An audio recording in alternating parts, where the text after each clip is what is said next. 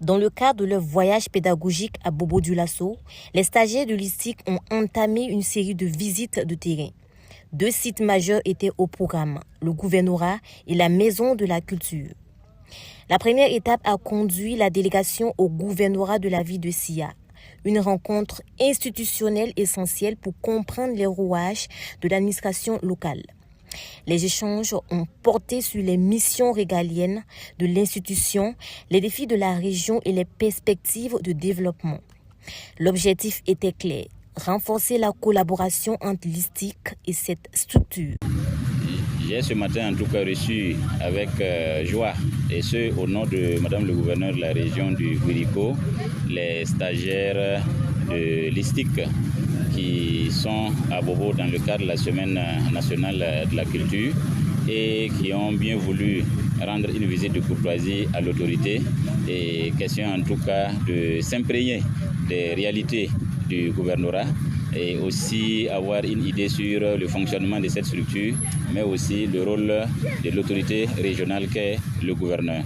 Donc pour nous, c'est un plaisir de vous avoir et nous tenons en tout cas à dire merci aux premiers responsables de l'ISTIC.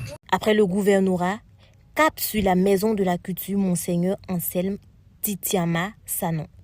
Véritable épicentre de la Semaine nationale de la culture, ce site a permis aux stagiaires de plonger dans les coulisses de la biennale. Au-delà de la découverte des infrastructures, il s'agissait de saisir l'importance de la SNC dans la promotion de nos diversités culturelles. Nous avions prévu au départ au moins 1700 stands. 1700 stands pour tous les exposants. Et il faut savoir que après la souscription, on n'a pas pu satisfaire tout le monde. Parce qu'on avait environ 2000 demandes.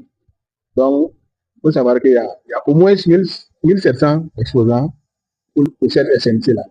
Donc, chaque année, la demande augmente, mais vous savez, c'est difficile de satisfaire tout le monde. Et quand on dit un événement culturel d'envergure comme la SNC, il faut dire que ça nécessite la mobilisation vraiment de moyens logistiques très colossaux. Et si vous vous déportez au Sarwobi aujourd'hui, vous allez voir tous les dispositifs qui ont été mobilisés pour la cérémonie d'ouverture en termes de podium et de sonorisation. Parce que pour sonoriser tout un stade, ce n'est pas nos petites sonorisations là aussi. Il faut déployer des grands moyens. En plus de ça, on a des plateaux d'animation un peu partout dans la ville. Cela nécessite des moyens. Nous sommes dans la mobilisation de très grands moyens logistiques pour être à la hauteur de l'événement.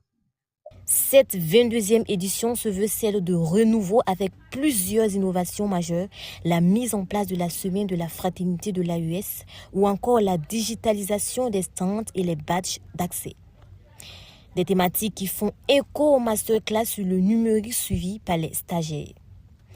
Entre découverte institutionnelle et réalité culturelle, cette journée à SIA s'impose comme une expérience de terrain inestimable pour ses futurs communicateurs et journalistes.